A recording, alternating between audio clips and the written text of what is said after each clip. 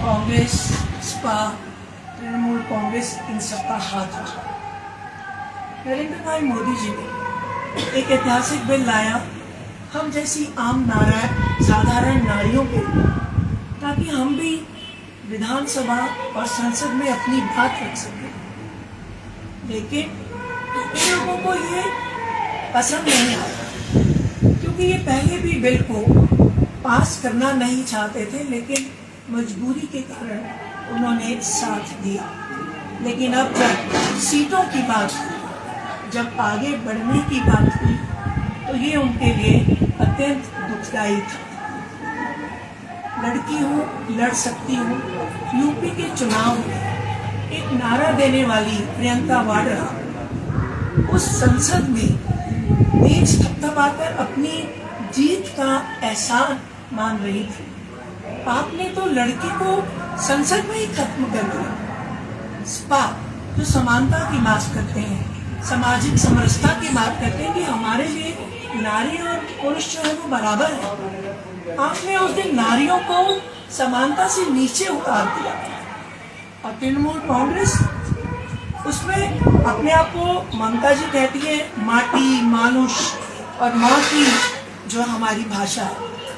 आपने माँ को तो कहीं का रखा ही नहीं, माँ को आपने नीचे उतार दिया। इस तरीके की राजनीति जो विपक्ष कर रहा है, उसको देखकर ये लगता है कि कहीं ना कहीं उनके दिल में ये बात है कि पारिवारिक सीटों में भी कहीं ना कहीं बदलाव आएगा, और वो बदलाव आम नारी को मिल सकता है। इसी वजह से उन लोगों ने इस बिल के खिलाफ अपनी आवाज उठाई। लेकिन मैं आपके माध्यम से ये बात कहना चाहूँ कि 6 दशकों से कांग्रेस ने महिलाओं को एक साधारण नारी ही समझा है। यूपीए के टाइम में जब आया था बिल, तो आपने उसको लैप्स कर दिया, आपने उसे आगे नहीं बढ़ाया, क्योंकि आप नहीं चाहते कि प्रियंका वाड्रा की जगह कोई एक झोपड़ से उठी हुई बहन चुनाव लड़ सके और फिर वो जीत सके।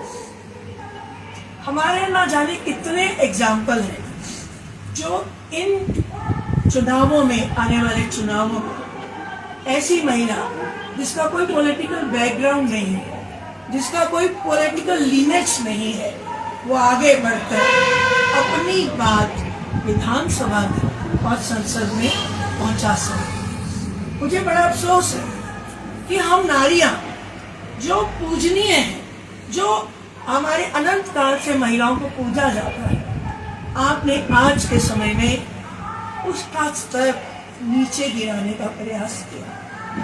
ये आक्रोश रैली पूरे देश में हो रही है, हमारे पूरे प्रदेश में हो रही है, और हम जानते हैं कि हमें ये हक मिलेगा।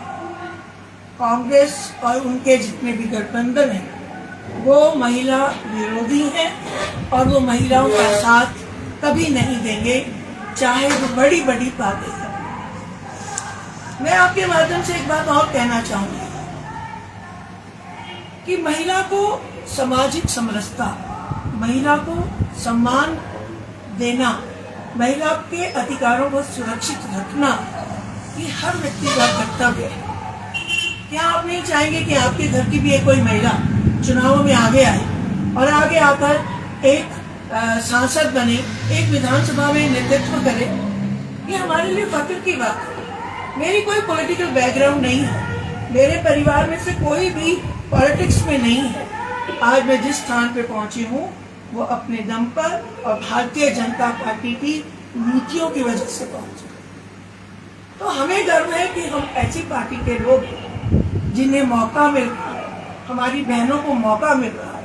मेरे साथ कुसुम जी, मेरे साथ रमा जी, ये भी साधारण परिवारों से है, इनका भी कोई पॉलिटिकल बैकग्राउंड नहीं है।